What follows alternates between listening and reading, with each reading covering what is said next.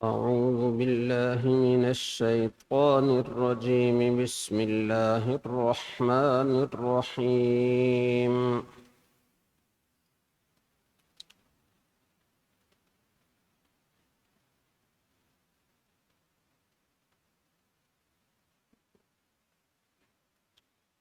وجاء المعذرون من الأعراب ليؤذن لهم وقعد الذين كذبوا الله ورسوله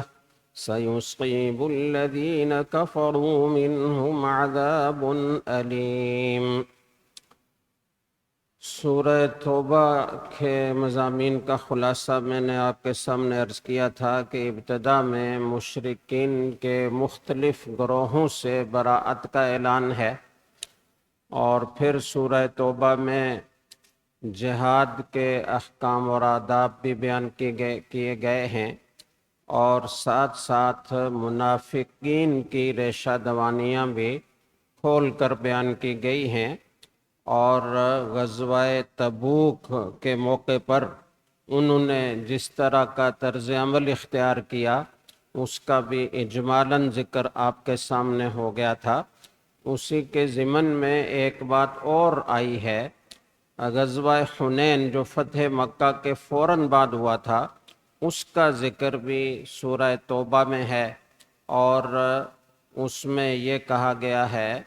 کہ اللہ تعالیٰ نے مختلف مواقع پر جنگوں کے اور جہاد کے موقع پر تمہاری مدد کی ہے، اور احد کے حنین کے دن بھی اذ اعجبتکم کثرتکم فلم تغن عنکم شیئا وضاقت علیکم الارض بما رحبت ثم ولیتم مدبرین۔ فتح مکہ تو کوئی بڑی خون ریزی کے بغیر ہی فتح ہو گیا تھا اور مسلمانوں کا غلبہ ہو گیا تھا، لیکن اسی دوران آپ صلی اللہ علیہ وسلم کو اطلاع ملی کہ حنین کے جو قبائل ہیں بڑے جنگجو، تو وہ جنگ کی تیاری کر رہے ہیں اور مسلمانوں پر حملہ کرنا چاہتے ہیں۔ اس سے پہلے بہت ساری جنگیں ہوئیں، لیکن مکہ جب فتح ہوا تو گویا یہ تاثر پیدا ہوا تھا کہ اب مسلمانوں کا غلبہ ہو گیا اور جزیرۃ العرب میں اب کفار کی کمر ٹوٹ گئی۔ لیکن ایک آخری حربے کے طور پر حنین کے لوگوں نے اور طائف کے قبیلہ بنو ثقیف وہ بھی ان کے ساتھ تھا، انہوں نے مل کر مسلمانوں پر ایک زبردست حملہ کرنے کا ارادہ کیا۔ آپ صلی اللہ علیہ وسلم کو اطلاع ملی تو آپ نے کچھ لوگوں کو بھیجا تاکہ خبر کی اچھی طرح تصدیق ہو جائے، اور جب یہ بات ثابت ہو گئی کہ واقعی وہ جنگ کی بھرپور تیاری کر رہے ہیں،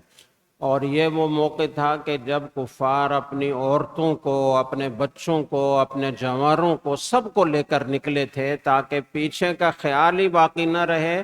اور گویا ڈٹ کر لڑیں اور پامردی سے مقابلہ کریں۔ تو آپ صلی اللہ علیہ وسلم نے پھر جنگ کی تیاری کی، صحابہ کرام کو جہاد کے لیے تیار کیا، اور یہ پہلا موقع تھا کہ جب 10,000 مجاہدین رسول اکرم صلی اللہ علیہ وسلم کے ساتھ نکلے۔ اس سے پہلے کسی جنگ میں بھی اتنی بڑی تعداد مسلمانوں کی نہیں تھی۔ حنین کے لوگوں نے 30,000 کا لشکر تیار کر رکھا تھا، اور آپ صلی اللہ علیہ وسلم کے ساتھ 10,000 مجاہدین تھے، تو اس وقت اپنی اتنی بڑی تعداد جو اس سے پہلے کبھی حاصل نہیں ہوئی تھی، اس کو دیکھ کر بعض لوگوں کے زبان سے یہ نکل گیا کہ آج ہم اتنے کثیر ہیں کہ ہم تعداد کے کم ہونے کی وجہ سے مغلوب نہیں ہوں گے۔ آج ہمارا کون، اس سے کم تعداد میں تھے تو ہم ہمیشہ غالب رہے، تو آج تو ہماری تعداد بھی بہت ہے، تو اس لیے آج ہم ضرور غالب آئیں گے۔ یہ بات اللہ تعالیٰ کو پسند نہیں آئی کہ اللہ پر توکل اور اللہ پر نظر نہ ہو، اور اس کی بجائے اپنے اسباب اور اپنی کثرت اور اپنی تعداد پر نظر ہو۔ تو اس لیے ابتدا میں حنین میں جب یہ داخل ہو رہے تھے تو ایک درے سے گزر رہے تھے کہ وہ جو کمین گاہوں میں چھپ کر بیٹھے ہوئے دشمن تھے تیر لے کر، انہوں نے تیروں کی زبردست قسم کی یکبار کی بوچھاڑ کی، اور اس سے مسلمانوں کے قدم اکھڑ گئے اور وہ تتر بتر ہو گئے، پیچھے ہٹ گئے۔ رسول اکرم صلی اللہ علیہ وسلم کے ساتھ چند صحابہ کرام اپنی جگہ پر کھڑے رہے۔ آپ صلی اللہ علیہ وسلم نے حضرت عباس رضی اللہ تعالیٰ عنہ کو حکم دیا کہ وہ آواز لگائیں اور مجاہدین کو واپس بلائیں، چونکہ وہ بڑے جہوری الصوت تھے، بلند آواز تھی، قد بھی بہت اونچا تھا، تو اس لیے انہوں نے آواز لگائی اور پھر مسلمان جمع ہونے شروع ہوئے اور پھر دشمن کا مقابلہ کیا۔ تو تھوڑی سی اس دوران کوئی 70 صحابہ کرام شہید ہوئے۔ یہ سب سے بڑی تعداد تھی اب تک شہید ہونے والوں کی مسلمانوں کے لشکر میں۔ تو بہرحال اس وقتی اور عارضی شکست کے بعد پھر اللہ تعالیٰ نے غلبہ عطا فرمایا، تو اس کا ذکر ہے کہ جب تمہاری کثرت نے تمہیں تعجب میں ڈالا اور تمہیں اچھی لگنے لگی، لیکن اس کثرت نے تمہیں کچھ فائدہ نہیں دیا اور تمہاری حالت یہ ہو گئی کہ زمین اپنی کشادگی کے باوجود تم پر تنگ ہو گئی اور تم پیٹھ پہ کر پیچھے کو بھاگنے لگے۔ لیکن پھر اللہ نے کرم کیا، ثم انزل اللہ سکینتہ علی رسولہ وعلی المؤمنین وانزل جنودا لم تروہا، پھر اللہ تعالیٰ نے اپنی سکینت نازل کی، دل کا اطمینان نازل کیا، اور اس کی وجہ سے مسلمان دوبارہ جم گئے۔ اللہ کے رسول پر اور مومنین پر اللہ نے سکینہ نازل فرمائی اور ایسے لشکر نازل کیے جن کو تم نہیں دیکھ سکتے تھے، لیکن وہ تمہاری طرف سے لشکر میں شامل تھے اور لڑ رہے تھے۔ وَعَذَّبَ الَّذِينَ كَفَرُوا وَذَلِكَ جَزَاءُ الْكَافِرِينَ، کافروں کو اللہ تعالیٰ نے عذاب دیا اور یہی کافروں کا بدلہ ہے۔ اس کا ذکر ہے پھر آگے چل کر اسی صورت میں جو اہل کتاب تھے ان سے جہاد کی اجازت ملی، یا اس سے پہلے ان سے کوئی جہاد نہیں ہوا تھا، لیکن اس دوران پورے عرصے میں فتح مکہ تک یہ یہود کے جو قبائل مدینہ منورہ میں آباد تھے، بنو قریظہ، بنو نذیر، بنو قینقاع، تو انہوں نے ہمیشہ مشرکین کے ساتھ گٹھ جوڑ کر کے مسلمانوں کے خلاف سازشیں کی، تو اب ان کے خلاف بھی جہاد کا حکم دیا گیا۔ تو پہلا مرحلہ تھا مشرکین سے جزیرہ عرب کو پاک کرنا، بت پرستی کو ہمیشہ کے لیے ختم کرنا، کہ اب یہاں دو دین نہیں ہو سکتے، ایک ہی دین ہوگا، بت پرستی نہیں ہوگی۔ باقی شہروں میں اور اسلامی ممالک میں، دوسرے خطوں میں تو یہ حکم ہے نا کہ اگر غیر مسلم جزیہ دے کر رہنا چاہیں تو رہ سکتے ہیں، لیکن جزیرۃ العرب کے لیے کہا گیا کہ نہیں، یہ اسلام قبول کریں یا 4 مہینے کے اندر اندر یہاں سے نکل جائیں، اور یا پھر جہاد ہوگا، ان سے لڑائی ہوگی، ان کو چھوڑا نہیں جائے گا۔ تو مشرکین کا تو گویا صفایا کر دیا۔ رسول اکرم صلی اللہ علیہ وسلم نے اپنی زندگی میں جو کچھ تو مارے گئے اور کچھ جو باقی بچے تھے وہ اسلام لے آئے، اکا دکا کوئی بچا ہوگا تو وہ وہاں سے نکل گیا۔ دوسرا مرحلہ تھا جزیرہ عرب کو یہود و نصارہ سے پاک کرنے کا۔ یہ مرحلہ رسول اکرم صلی اللہ علیہ وسلم کی زندگی میں طے نہیں ہوا، آپ کو مدینہ سے تو نکالا گیا، دوسری جگہوں پر بھیجا گیا، لیکن یہ کہ ان کا صفایا جزیرہ العرب سے نہیں ہوا۔ آپ نے وصیت کر دی تھی اور بعد میں پھر حضرت عمر رضی اللہ تعالیٰ عنہ کے دور میں یہ مرحلہ طے ہوا۔ تو اس کا ذکر ہے۔ پھر یہود جو حضرت عزیر کو اللہ کا بیٹا کہتے تھے، نصارہ حضرت عیسیٰ علیہ السلام کو اللہ کا بیٹا کہتے تھے، تو اس کی تردید ہے کہ یہ کیسی باتیں کرتے ہو تم۔ اور پھر ساتھ یہ کہ اتخذوا احبارہم ورہبانہم اربابا من دون اللہ، یہودیوں نے بھی اپنے علماء کو اور عیسائیوں نے بھی اپنے رہبان کو، اپنے درویشوں کو خدا بنا لیا تھا۔ خدا بنا لینے کا مطلب یہ ہے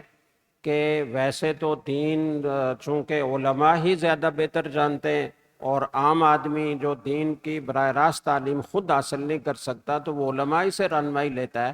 لیکن یہود و نصارہ اس سے زیادہ علماء کو اس سے آگے کے اختیارات دیتے تھے کہ تم جو چاہو حلال کرو، جو چاہو حرام کرو۔ چنانچہ ان کے علماء پھر اپنی مرضی سے کچھ چیزوں کو حلال، کچھ چیزوں کو حرام کرتے تھے، جبکہ تحلیل و تحریم کا اختیار صرف اللہ کے پاس ہے۔ تو یہ مطلب ہے کہ ان کو خدا بنا لیا، حالانکہ ان کو حکم یہ دیا گیا تھا کہ وہ اکیلے ایک اللہ کی عبادت کریں۔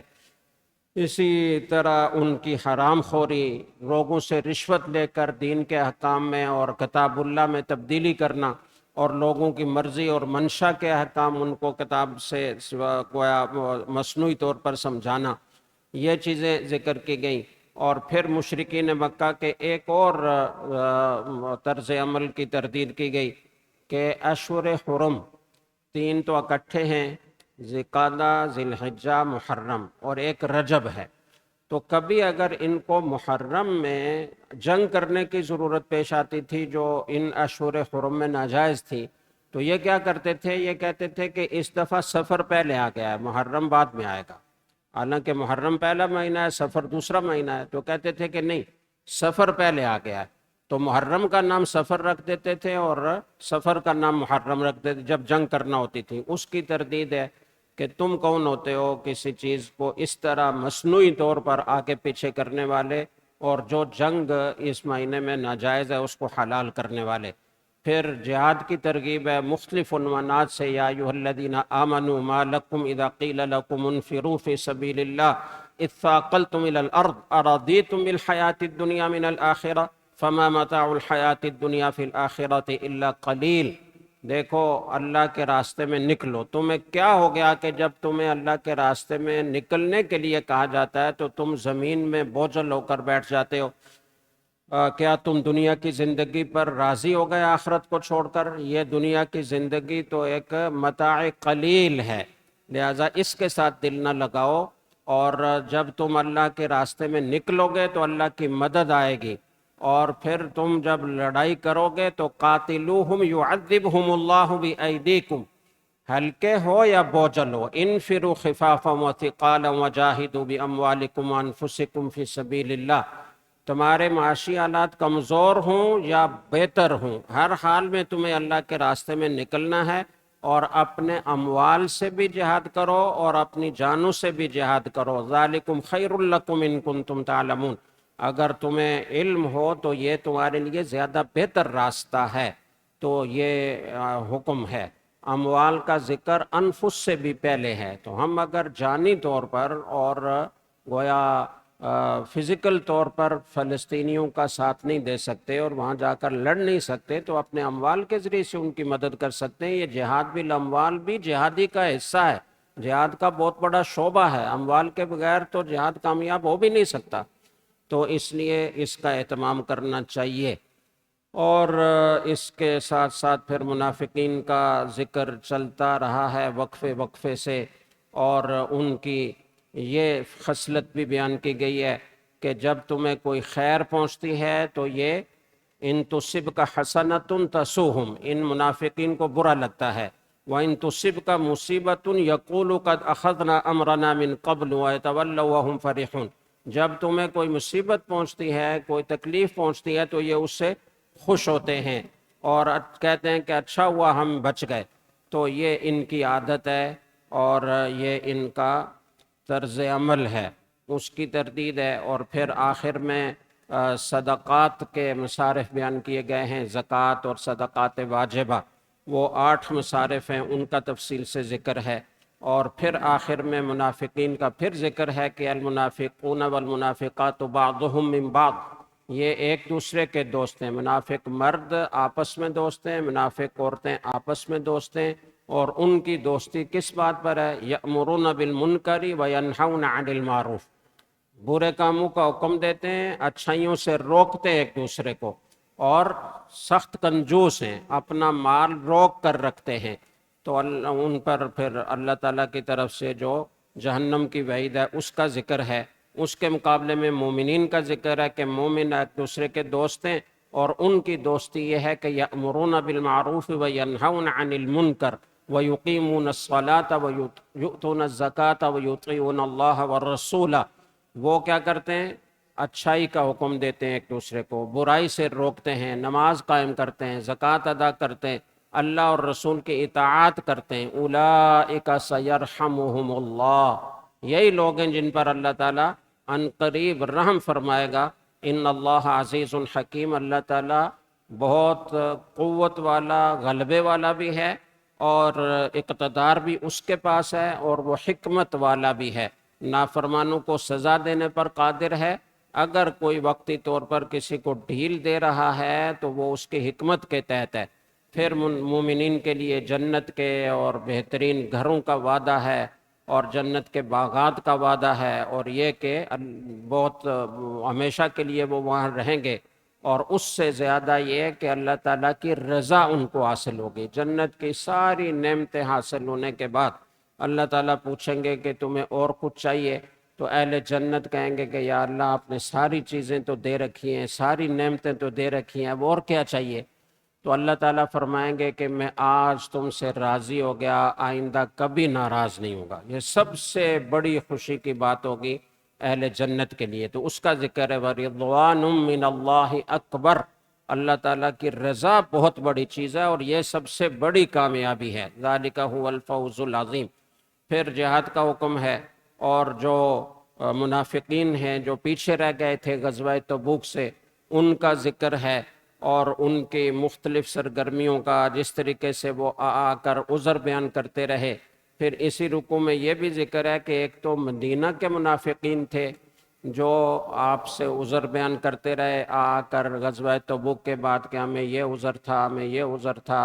خواہ مخواہ بھیلے بانے۔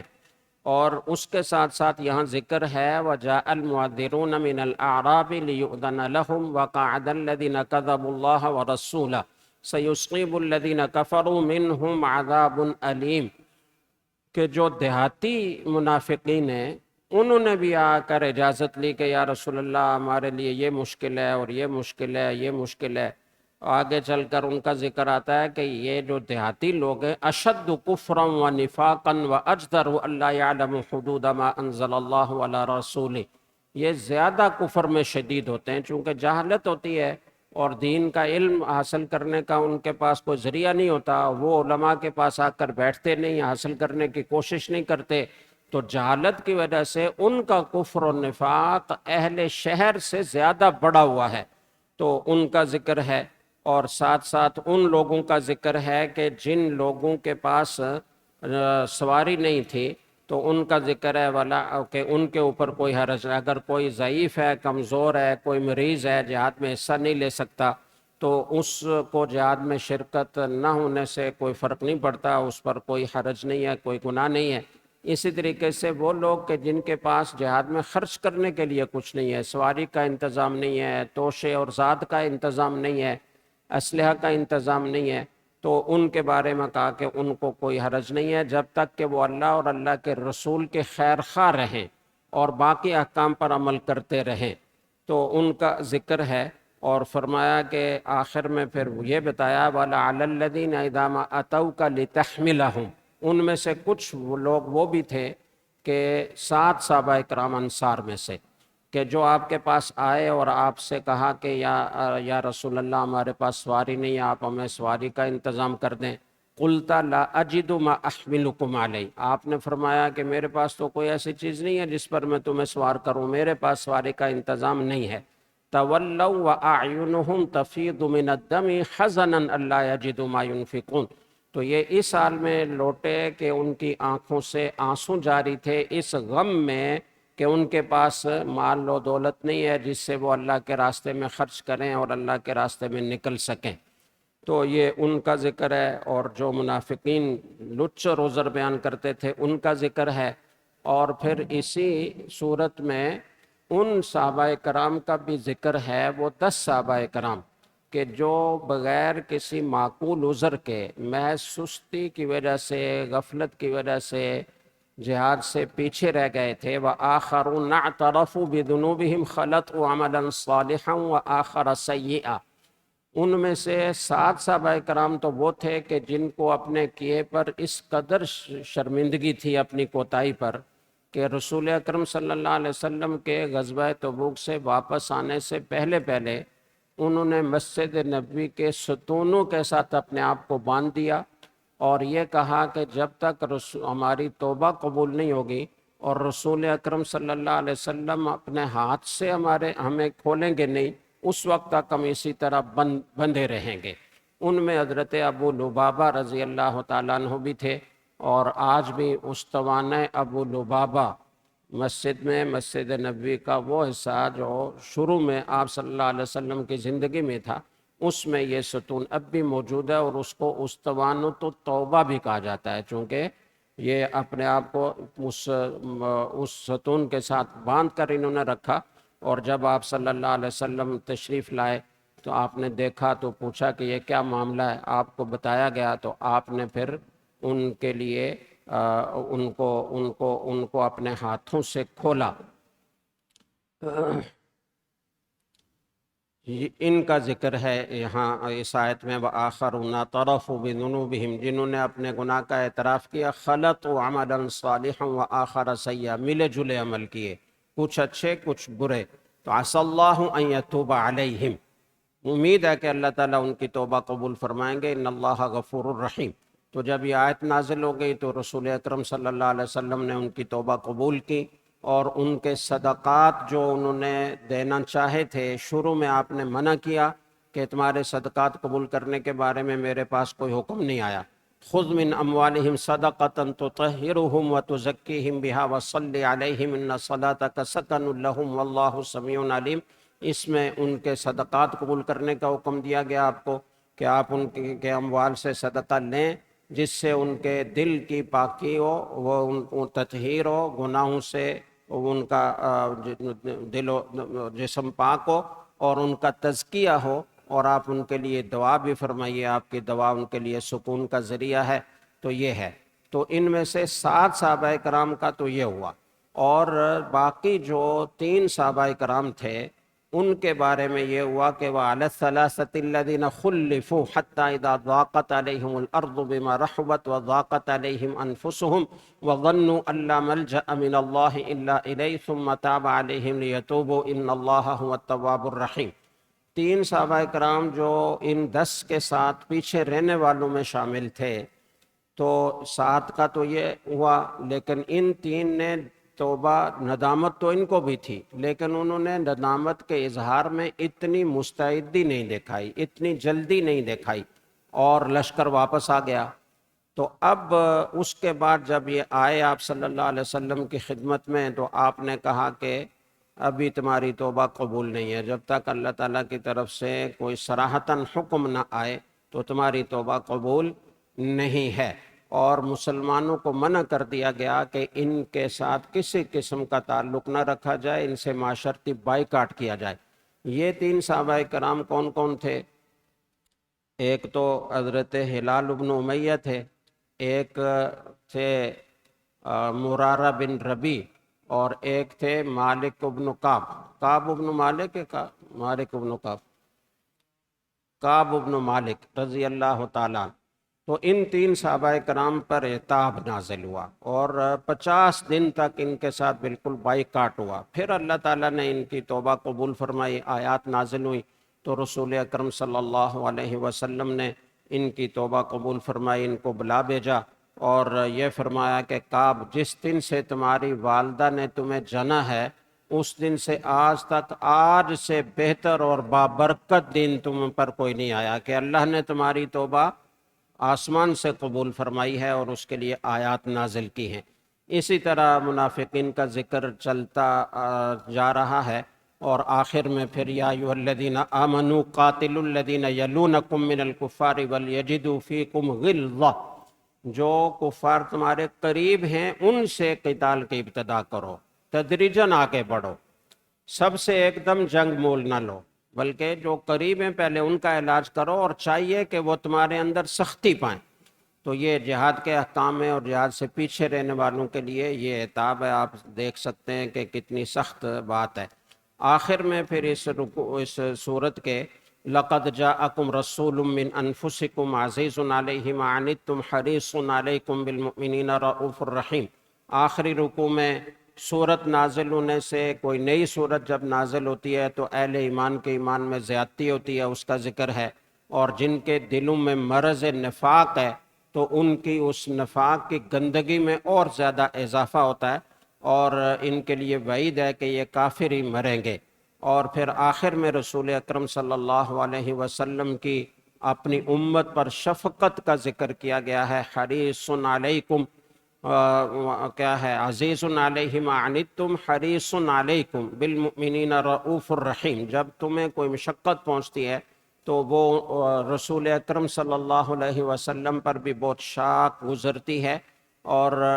آپ صلی اللہ علیہ وسلم اس سے غمگین ہوتے ہیں، مومنین پر بہت ہی نرمی کرنے والے اور شفقت اور رحمت کا معاملہ کرنے والے۔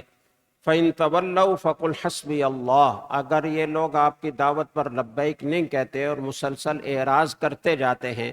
تو آپ یہ کہہ دیجئے کہ میرا اللہ مجھے کافی ہے، اور وہی اکیلا معبود ہے، اس کے سوا اور کوئی معبود نہیں ہے، میں اسی پر توکل کرتا ہوں، اور وہ عرش عظیم کا مالک ہے اور رب ہے۔ تو یہ ہے کہ ڈٹ کر توحید کی دعوت دیجئے اور اس پر قائم رہیے، اور لوگوں کی اظہار ثانی پر پریشان اور مایوس نہ ہو جائیے، یہ تسلی بھی ہے آپ صلی اللہ علیہ وسلم کے لیے۔ آگے پھر سورہ یونس ہے جس میں شروع میں وہی تلک آیات الکتاب الحکیم قرآن کریم کا ذکر ہے، اور مشرکین کو جو تعجب ہوتا تھا کہ ہم میں سے یہ ایک آدمی کے اوپر قرآن کیسے نازل ہوا گیا ہے، تو اس کا ذکر ہے، اور وہ جو کہتے تھے کہ یہ تو کھلا جادو ہے اس کا ذکر ہے۔ پھر اللہ تعالیٰ نے چونکہ یہ مکی صورت ہے تو جیسے مکی صورتوں میں توحید، رسالت اور قیامت کے مضامین بیان ہوتے ہیں، تو اس کے بھی مرکزی مضامین یہی ہیں، اور اللہ تعالیٰ نے بدل بدل کر توحید کے دلائل دیے ہیں۔ مثال کے طور پر یہ کہا ان ربکم اللہ الذی خلق السماوات والارض فی ستۃ ایام،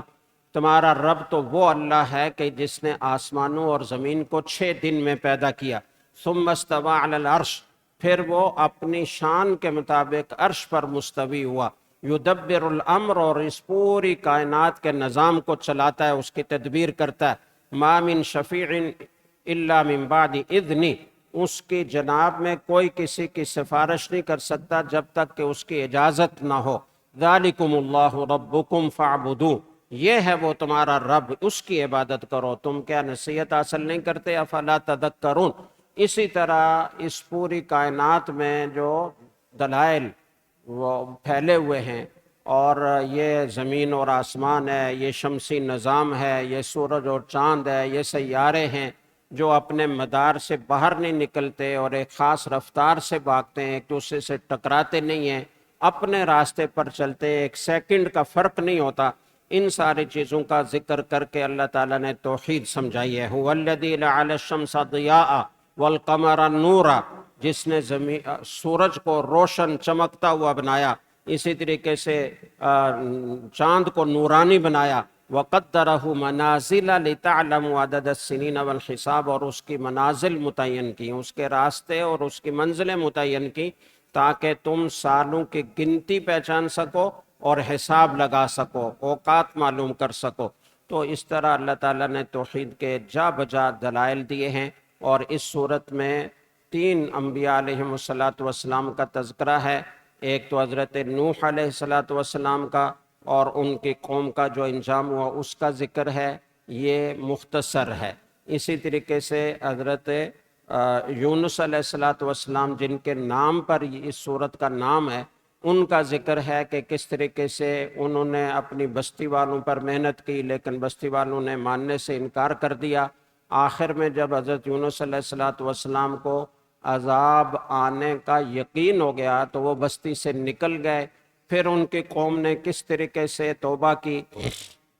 اور سارے میدان میں صحرا میں نکل گئے، بچے بھی، عورتیں بھی، بوڑھے بھی، جوان بھی، اور واقعتاً دل سے اخلاص کے ساتھ گڑ گڑا کر اللہ کے دربار میں توبہ کی اور سچے دل سے ایمان قبول کیا، تو جو عذاب کے آثار جو شروع ہو گئے تھے وہ ٹل گئے۔ اور یہ خصوصیت ہے یونس علیہ السلام کی قوم کی کہ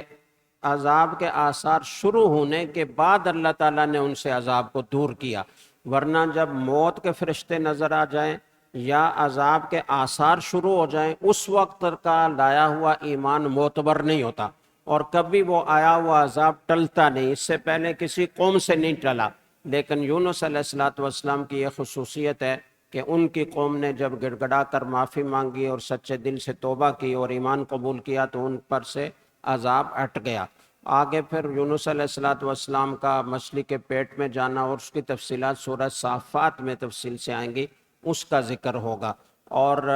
موسیٰ علیہ السلام اور ہارون علیہ السلام اور فرعون کا جو واقعہ ہے وہ تفصیل سے اس صورت میں مذکور ہے، اور اسی صورت میں اللہ تعالیٰ نے یہ فرمایا کہ دیکھو ہم نے جب فرعون کو بھی عذاب نظر آنے لگا نا تو اس نے ایمان قبول کیا اور اس نے اعلان کیا، لیکن اللہ تعالیٰ نے فرمایا کہ اب تم ایمان قبول کرتے ہو، اب کا قبول کیا ہوا ایمان وہ معتبر نہیں ہے، اور یہ فرمایا کہ آج کیا کریں گے ہم، الآن وقد عصیت قبل وکنت من المفسدین، اب ایمان قبول کر رہے ہو جبکہ اس سے پہلے تم نے نافرمانی کی اور ہمیشہ تم مفسدین میں سے رہے۔ فَالْيَوْمَ نُنَجِّيكَ بِبَدَنِكَ لِتَكُونَ لِمَنْ خَلْفَكَ آیَةً وَإِنَّ كَثِيرًا مِّنَ النَّاسِ عَنْ آیَاتِنَا لَغَافِلُونَ، آج کے دن ہم تمہارے بدن کو نجات دیں گے تاکہ بعد میں آنے والوں کے لیے یہ نشانی بنے، عبرت کا سامان بنے، اور بہت سارے لوگ ہماری نشانیوں سے غافل ہوتے ہیں۔ یہ بھی قرآن کریم کی حقانیت کی دلیل ہے۔ جب فرعون غرق یعنی فرعون کا لشکر جو سمندر میں غرق ہوا تو فرعون کی لاش بجائے نیچے ڈوبنے کے وہ پانی پر تیرنے لگی، اور کنارے سے سارے لوگ اس کو دیکھ کر عبرت حاصل کر رہے تھے۔ بعد میں پھر بہت بعد میں اس کی لاش باقاعدہ صحیح شکل میں برآمد ہوئی، اور آج بھی وہ قاہرہ کے عجائب گھر میں موجود ہے اور دنیا بھر کے لیے عبرت کا ذریعہ بنی ہوئی ہے۔ یہ قرآن کریم کی حقانیت ہے۔ جب قرآن کریم نازل ہوا تھا تو اس وقت تو کسی کو پتہ ہی نہیں تھا کہ فرعون کون ہے، اور فرعون کی لاش ابھی تک محفوظ ہے، کسی کو اس کا بالکل پتہ نہیں تھا۔ یہ تو بعد میں، بہت بعد میں سائنسدانوں نے اسے دریافت کیا اور اپنی تحقیق سے یہ گویا ثابت کیا اور یہ دنیا کو بتایا کہ یہ وہی فرعون ہے جو موسیٰ علیہ السلام کے مقابلے میں تھا اور سمندر میں غرق ہوا تھا۔ تو یہ قرآن کریم کی بھی حقانیت کی دلیل ہے، اور رسول اکرم صلی اللہ علیہ وسلم کی بھی حقانیت کی دلیل ہے کہ جو خبریں آپ دیتے ہیں وہ بالکل 100% صحیح ہوتی ہیں۔ تو اللہ تعالی ہمیں اپنے عذاب سے بچائے اور ان نافرمان قوموں کا جو حشر ہوا اس سے ہماری حفاظت فرمائے، اور اللہ اپنے مطیع اور فرما بردار بندوں میں ہمیں شامل فرمائے۔ وآخر دعوانا ان الحمد للہ رب العالمین۔ الحمد للہ رب العالمین والعاقبۃ للمتقین والصلاة والسلام علی رسولہ سیدنا و مولانا محمد وعلی آلہ وصحبہ اجمعین۔ ربنا آتنا فی الدنیا حسنة وفی الآخرة حسنة وقنا عذاب النار۔ اللہم احسن عاقبتنا فی الامور کلها وأجرنا من خزي الدنيا وعذاب الآخرة۔ اللهم إنا نسألك من خير ما سألك منه عبدك ونبيك وحبيبك سيدنا محمد صلى الله عليه وسلم، ونعوذ بك من شر ما استعاذ منه عبدك ونبيك وحبيبك سيدنا محمد صلى الله عليه وسلم۔ آمين برحمتك يا أرحم الراحمين۔